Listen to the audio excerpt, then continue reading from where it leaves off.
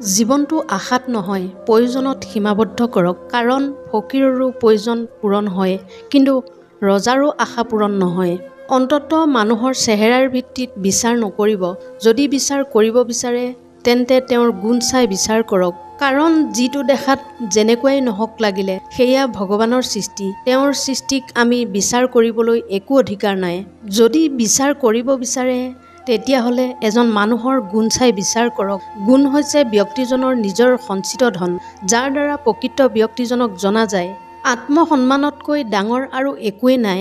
কোনোবাই যদি আপোনাক এবাৰ তুচ্ছ জ্ঞান কৰে তেতিয়াহ'লে সেইজনক চিনি লওক আৰু সেইজনৰ পৰা আঁতৰি থাকক। কাৰণ সেইজনে যদি আপোনাৰ ওচৰত প্ৰশ্ৰয় পায় তেতিয়াহ'লে তেওঁ বাৰে বাৰে একে কামকে কৰিব। বেছিভাগ মানুহ এনেকুৱাই যে তেনে মানুহে আমাৰ সহায় লৈ জীয়াই থাকে। যি সহায় নকৰক, যেতিয়াই তাক সহায় কৰাত ব্যৰ্থ হ'ব তেতিয়াই তেওঁ আপোনাক সন্দেহৰ দৃষ্টিৰে চাব, আপোনাক বেয়া পাবলৈ আৰম্ভ কৰিব আৰু এদিন সম্পৰ্কটো তেওঁ শেষ কৰি পেলাব। কোনোবা এজনে যদি আন কোনোবা এজনৰ বিষয়ে বেয়াকৈ কয় তেতিয়া সোনকালে বিশ্বাস কৰি নল'ব।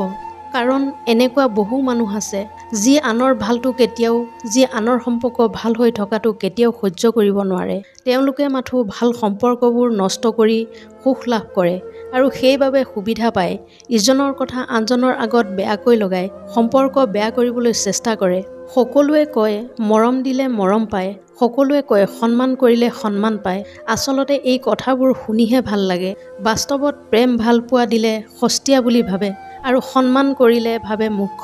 কথাৰ ৰোগ হ'ল আনক মিছা কোৱা, জ্ঞানৰ ৰোগ হ'ল পাহৰি যোৱা, দানৰ ৰোগ হ'ল গৌৰৱ কৰা, সাহসৰ ৰোগ হ'ল অত্যাচাৰ কৰা, সৌন্দৰ্যৰ ৰোগ হ'ল অহংকাৰ কৰা। নদীখনক ভাল পোৱা কোনো ক্ষতি নাই, কিন্তু নদীৰ লেতেৰা পানীখিনি সেৱন নকৰাটোৱে ভাল। ঠিক একেদৰে মানুহৰ লগত ভাল ব্যৱহাৰ কৰি ভাল হৈ থকাত কোনো ক্ষতি নাই, কিন্তু প্ৰতি মুহূৰ্ততে সাৱধান হওক যাতে আনৰ হৃদয়ৰ বেয়া চিন্তাবোৰে আপোনাক কেতিয়াও স্পৰ্শ কৰিব নোৱাৰে। এনেধৰণৰ মটিভেশ্যনেল ভিডিঅ' পাই থাকিবলৈ মোৰ চেনেলটো ছাবস্ক্ৰাইব কৰি ৰাখিবলৈ নাপাহৰিব। পুনৰ অন্য এটা ভিডিঅ'ৰ সৈতে লগ পোৱাৰ প্ৰতিশ্ৰুতিৰে আজিৰ এই খণ্ডটোৰ পৰা বিদায় লৈছোঁ। ধন্যবাদ।